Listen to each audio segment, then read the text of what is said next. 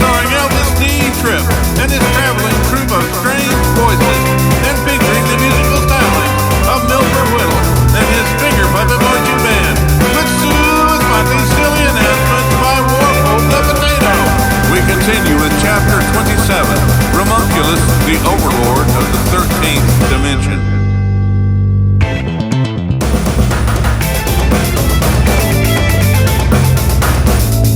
Ramunculus, the Overlord of the 13th Dimension, was an omnipotent entity, and in great contrast to Frog Munificent, who was smaller than a jelly bean, Ramunculus could be as large as a small planet, yet could compact himself so that he too, like Frog Munificent, could be smaller than a jelly bean.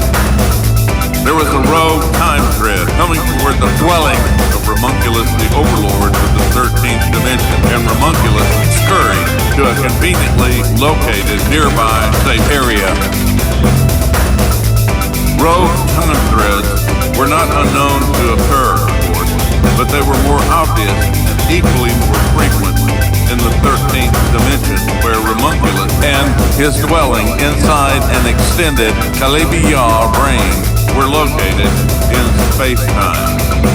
The 13th Dimension was not so much a location as it was an existence, and as such, its existence was important to the overall structure of space-time itself. Ramunculus, the Overlord of the 13th Dimension, had a device which filtered rogue time threads, but using it in the 13th Dimension had unusual consequences for the other dimensions. So Ramunculus did not use the rogue time thread filtering device when he was in the 13th Dimension.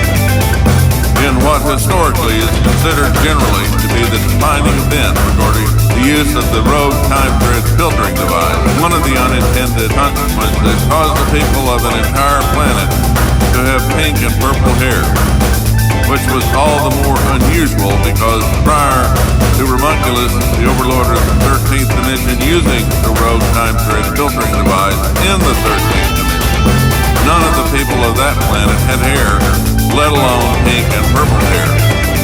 As the initial surprise and shock at suddenly having pink and purple hair subsided, it actually spawned an entire ecosystem of hair care, hairstyling, and general hair-focused industry, which on the good side mapped to the planet avoiding a troublesome financial crisis, although only after someone had the novel idea that hairstylists could be paid in currency rather than by happy thoughts.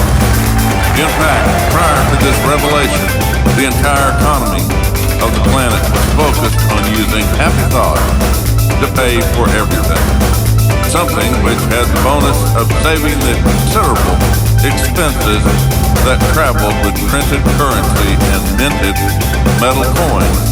Banks, bank workers, financial advisors, and other banking and money-related occupations, industries, and services. You might wonder, how can happy thoughts be used as a type of payment? And the answer is that in most places it cannot. But on this planet, the inhabitant has a unique ability to recognize and record happy thoughts, which they then use to partner among themselves. As Ramunculus, the Overlord of the 13th Dimension, sought refuge from the rogue time thread, he thought to himself about the planet where everyone now had pink and purple hair, and then pondered the wisdom of not using the rogue time thread filter here in the 13th Dimension. Was it really such a bright idea? As Ramunculus, the Overlord of the 13th Dimension, was considering the logic of whatever he was pondering, the rogue time thread was coming nearer to the extended Calabi-Yah brain that Ramunculus preferred to call home in the space-time of the 13th Dimension. And as the sound grew nearer and louder, Ramunculus was glad he had designed and built safe areas in and around the extended Calabi-Yah brain. Was this the result of an omnipresent existential reality? Or was it simply something omnipotent entities do in the 13th Dimension? Ramunculus the Overlord of the 13th Dimension had a series of thoughts in this regard, but dismissed most of them and just observed, Does it really matter? like all the entities in the extended Galabia brain, Ramunculus was fond of questions which only had philosophical answers, few if any of which were definitive in any exclusively unambiguous way. The rogue time thread now was barreling through the 13th Dimension, and as usually tended to be the case, brought along with it a group of slammer clowns who were particularly brainwashed followers of the Grand Eye of Tole, the ex-Canadian who, even more than increasing the size of the Great Ball of String, desired to extend the standard galactic week by exactly 1 day, thereby making it evenly divisible by 3, something about which the Grand Eye of Tole dreamed and thought Certainly what they think. As should be obvious now, the Grand Eye of Tole carefully selected each of the slammer clowns for their natural abilities to identify, catch, and surf time threads. And this was one of the ways the Grand Eye of Tole gathered intelligence data on the activities of every planet and its inhabitants in the galaxy. Ramunculus, the Overlord of the 13th Dimension, was aware of this, but chose to ignore it based on the philosophical perspective and factual reality that, at least for a while, it was advantageous to have the Grand Eye of Tole focus solely on extending the duration of the standard galactic week by exactly 1 day, thereby making it evenly divisible by 3, something which even Ramunculus, the Overlord of the 13th Dimension, thought Certainly, what means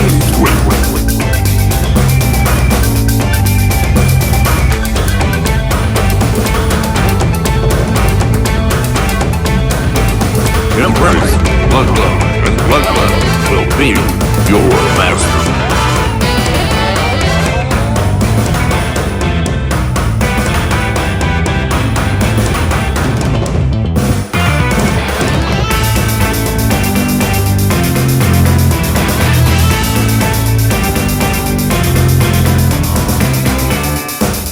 And thus ends the 27th chapter of Extreme Gravity, Ramunculus, the Overlord of the 13th Dimension. Stay tuned for the next chapter. Chuck, Woodward, Little Guy, and Duncan. This has been brought to you by the fabulously fabulous, marvelously marvelous, wonderfully wonderful science fiction theater of the imagination. I'm Warble the Potato. Good